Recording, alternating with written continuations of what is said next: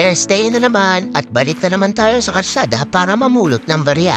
At dahil 4 nights akong pumasok sa aking full-time job, ay nagkaroon lamang ako ng 2 araw at kalahati para makapag-grab.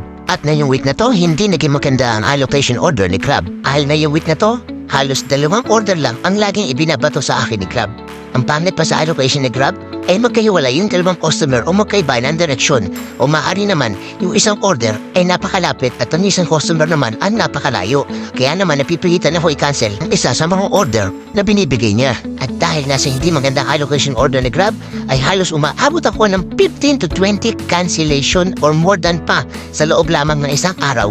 Pero lahat naman yon ay system cancellation kaya hindi naapektuhan ang ating incentive. At noong Thursday, kumita tayo ng $178.20. Friday, kumita tayo ng $201.60 at noong Saturday, kumita tayo ng $230.20 sa delivery fee pa lang. At nakuha din natin ang lahat ng maximum incentive ni Grab sa 3 araw.